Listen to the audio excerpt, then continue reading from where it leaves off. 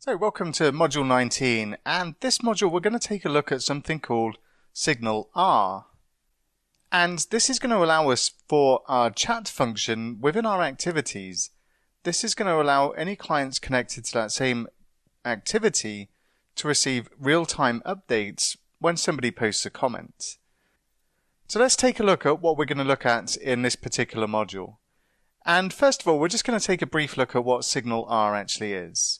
And there's two parts to this. First of all, there's the server-side component, which is SignalR for ASP.NET Core. And also there's the client side to this as well, which we install into our React application.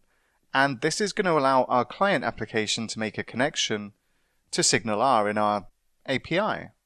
So ASP.NET Core SignalR adds real-time web functionality to applications.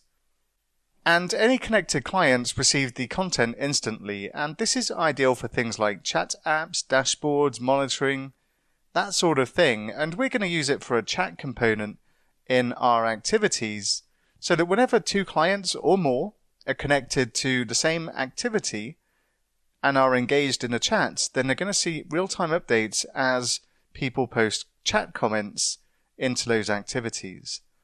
Now, the technology it uses is either WebSockets, server-sent events, or long polling, and SignalR automatically chooses the best transport method that is within the capabilities of both the server and the client.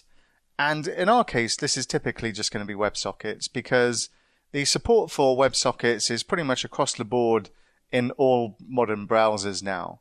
So the idea behind SignalR is that we create a hub, and clients make connections to this particular hub.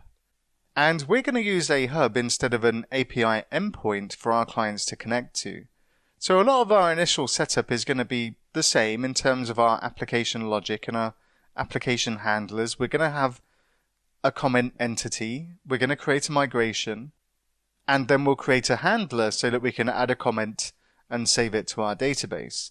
What's going to be different is that we're going to create a SignalR hub instead of an API endpoint, and our clients will connect to this hub. And the idea is that a client sends up a comment to our hub, and then our hub sends the responses to all of the clients that are connected to this particular hub. And this is what we're going to configure in this particular section.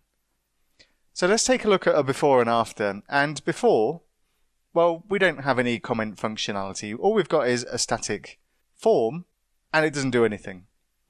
And what we're going to achieve by the end of this is we're going to have the ability to write comments in here, and any connected clients are going to immediately receive the updates. So let's get started configuring lists in our application.